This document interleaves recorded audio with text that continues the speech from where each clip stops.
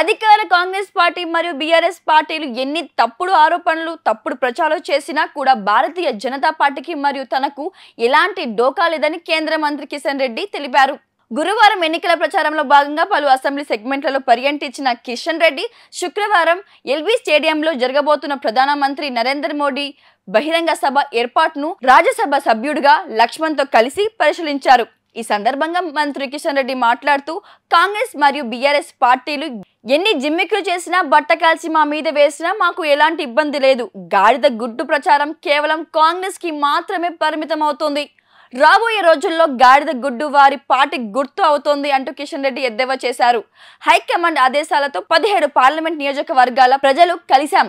అన్ని చోట కూడా బీజేపీకి అనుకూలంగా వాతావరణం ఉందని చెప్పుకొచ్చారు. కాంగ్రెస్ కి మామూలను విమర్శించడానికి ఎలాంటి పాయింట్ లేదు. అందుకే రిజర్వేషన్ల విషయమై తప్పుడు ఆరోపణలు చేస్తూ పబ్బం గడుపుకుంటున్నారు అంటూ కిషన్ రెడ్డి ఎద్దేవా చేశారు. రాహుల్ గాంధీ మరియు రేవంత్ రెడ్డి మాటలను తెలంగాణలోనే కాకుండా దేశవ్యాప్తంగా ఏ ఒక్కరు కూడా సీరియస్ గా తీసుకునే పరిస్థితి లేదని, వారి మాటలను వారి గ్యారెంటీలను హామీలను ప్రజలు నమ్మే రోజు కావని కిషన్ రెడ్డి చెప్పుకొచ్చారు. ఇక భారతీయ జనతా పార్టీ రిజర్వేషన్లు తొలగించే ఉద్దేశంతో ఉందంటూ రేవంత్ రెడ్డి చేసిన ఆరోపణలను త్వరలోనే సమాధానం చెప్పాల్సి ఉంటుందని, ఆయనకు ఓటర్లు తమ ఓటును తగిన గుణపాఠం చెప్పారంటూ కిషన్ రెడ్డి అభిప్రాయం వ్యక్తం చేశారు. ఇక మాజీ ముఖ్యమంత్రి కేసీఆర్ ఇప్పుడు ఏం మాట్లాడినా కూడా జనాలు పట్టించుకోరని, ఆయనను జనాలు పక్కన పెట్టారని అన్నారు.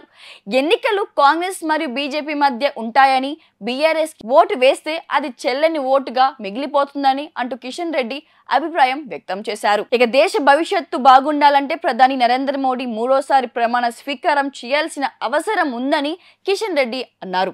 దేశంలోనే ఎన్నో అభివృద్ధి కార్యక్రమాలను చేసిన ఘనత ప్రధాని మోడీకే దక్కుతుందని, ప్రపంచ మొత్తం భారతదేశం వైపు తిరిగి చూసే స్థాయికి ప్రధాని మోడీ మన దేశాన్ని తీసుకువెళ్తారంటూ కిషన్ రెడ్డి అభిప్రాయం వ్యక్తం చేశారు. అలాంటి ప్రధాని భారతదేశానికి ఎంతో అవసరం కనుక మూడోసారి మోదీని ప్రధాని చేయాల్సిన బాధ్యత ప్రతి ఒక్క భారతీయుడిపై ఉంటుందని కిషన్ రెడ్డి పిలుపునిచ్చారు. ఏంది గోపన్న, మళ్ళీ ఏదో ఉద్యమాల పోస్ట్ అంటిస్తున్నట్టున్నావు? ఇంకా ఉద్యమాలు ఎందుకు తమ్ముడు? కొన్ని కోట్ల మంది రైతులకు ఏడాదికి 6,000 రూపాయల సాయం, కిసాన్ క్రెడిట్ కార్డులు, ఉచిత రేషన్ పంపిణీ, ఉచిత గ్యాస్ కనెక్షన్లు, కరోనా వ్యాక్సిన్లు, పిల్లలకు టీకాలు, ఆయుష్మాన్ భారత్ పథకం ద్వారా 5 లక్షల ఆరోగ్య బీమా, ఇలాంటి పరిపాలన కోసమే కదా మనందరం ఎదురు చూసింది. మోదీ గారు మళ్ళా ప్రధానమంత్రి కావాలంటే నా ఓటు అవసరం, మీ ఓటు అవసరం, మనందరి ఓట్లు అవసరం. కమలం గుర్తుకు ఓటేద్దాం, బీజేపీని గెలిపిద్దాం. మోడీ మన అందరి నేస్తం, బీజేపీనే గెలిపించేద్దాం.